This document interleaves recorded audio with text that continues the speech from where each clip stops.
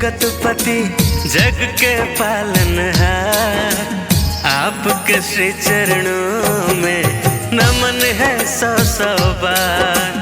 पार ब्रह्म परमात्मा परम पिता तेरो नाम, स्वर्ग से पावन है प्रभु आपका वैकुंठ धाम।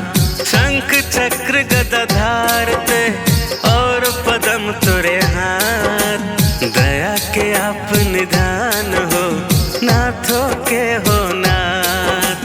कल्पतरु के समान है आपकी कृपा नाम, धन वैभव यश कीर्ति देते दीनानाथ।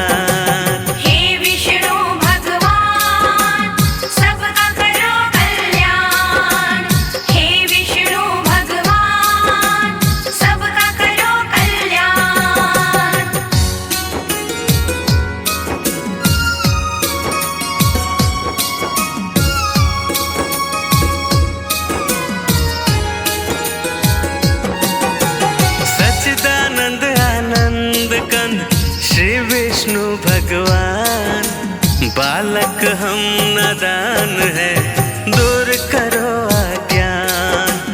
रूप चतुर्भुज आपका पावन परम सुहान, शरण शरण में आए जो भव से वो तर जाए। लक्ष्मी रमणा आप हो श्री नारायण आप, सब भक्तों के पाप ताप संताप। चिंतामणि बन के प्रभु सगरी चिंता मिटाए, श्री नारायण बोले जो उसको शरण लगाए।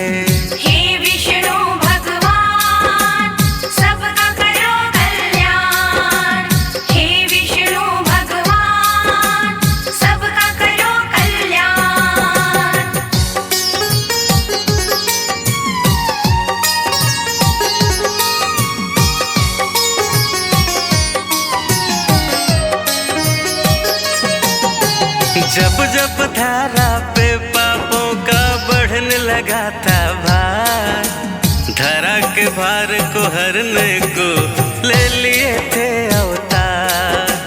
10 अवतारों की कथा पावन परम महान, जिसने सुनी भव तर गया जाए वैकुंठ धाम।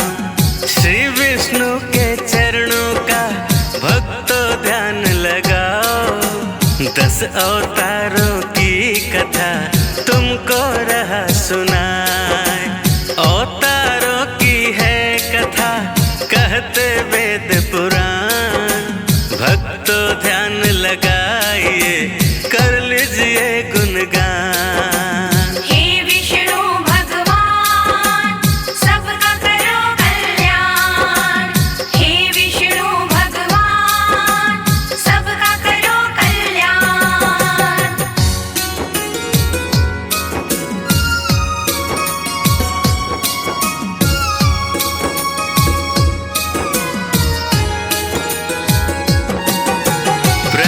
बचाने धरती को धर्मस्य अवतार, मनु नाव में बैठकर जो ही सागर आए। आयु प्रलय मनु धरती को मत्स्य अवतार बचाए। कच्छप कहो या कुर्म कहो दूजा है अवतार, अपनी पीठ पे धारा था तुमने शिला का भार। सागर मंथन हो रहा टीला को कौन उठाए, कुर्मा रूप अवतार में श्री विष्णु जी आए। सबका करो कल्याण, हे विष्णु भगवान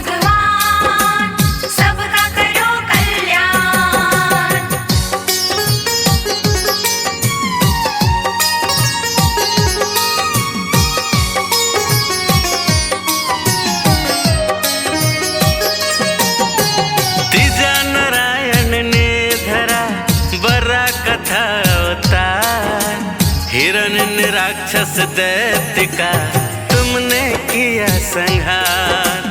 हिरण राक्षस की कैद से धरती को छुड़वाए, दांत मध्य में धार के लेता ताल से आए।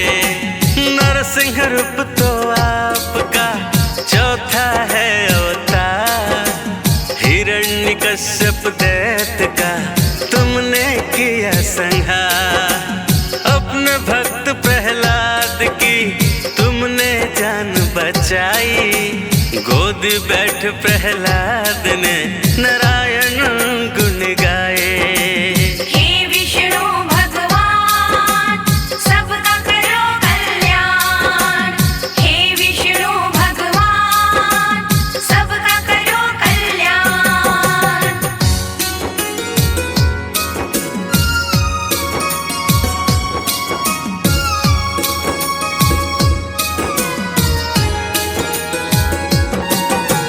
पंचम रूप में आपने वामन लिया अवतार, बलि नामक दैत्य को भव से लगाया पार।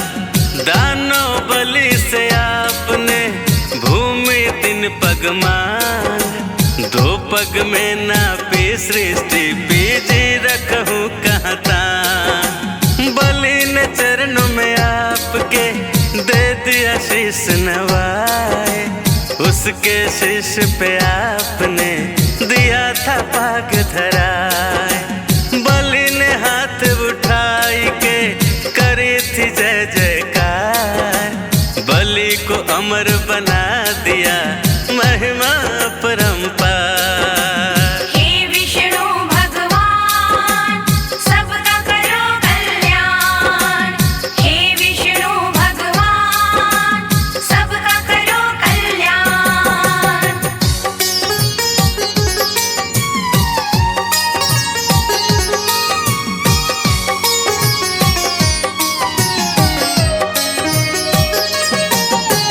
परशुराम तो आपका छठा प्रभु अवतार, ब्राह्मण होकर भी प्रभु फरसा हाथ रहे धार। 3 बार धरती करी शक्तियों से विलीन, जय जयकार लगा रहे सभी दिन और हीन। त्रेता युग में आपने धरा था राम अवतार, पापी रावण का किया आपने ही संहार। मर्यादा पुरुषोत्तम बनते राह दिखाए, मर्यादा क्या होती है सृष्टि को दिया बताए। हे विष्णु भगवान सबका करो कल्याण, हे विष्णु भगवान सबका करो कल्याण।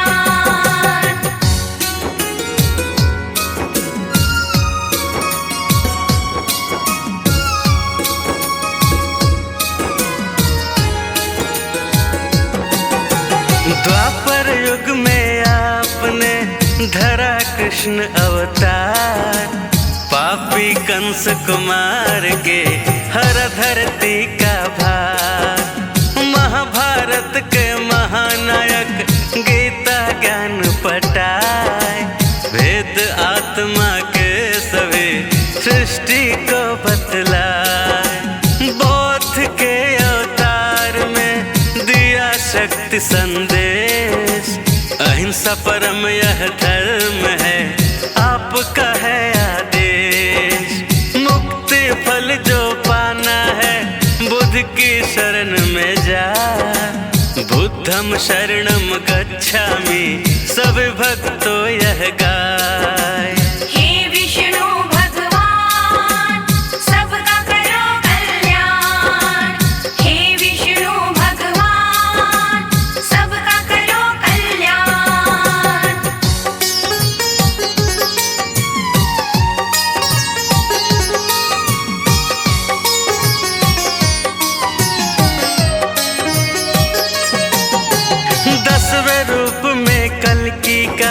धरोगे तुम अवतार, पीले घोड़े आओ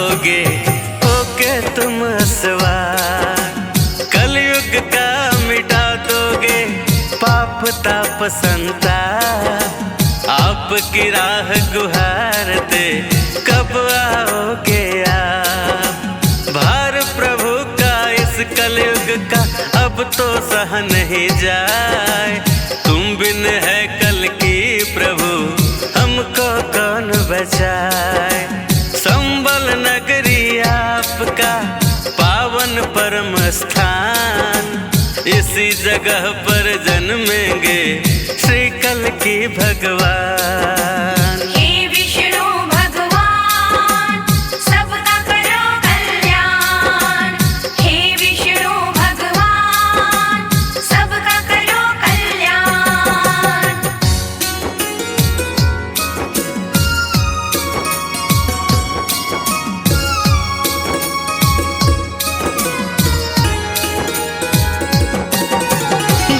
अवतारों की कथा पावन परम सुनाए, नारायण हरि नाम की मन में हलक जगाए। जैसे धन्ना जाट के शालीग्राम बनाए, हम भी शरण है आपकी प्रभुवर पार लगाए। जैसे मोहिनी रूप में लीला परम दिखाए, वैसे ही प्रभु भक्तों को अपनी शरण लगाए। चरण धूलि से आपकी चंदन तिलक लगाए, हाथ जोड़ विनती करे प्रभु जी रहन सहाय।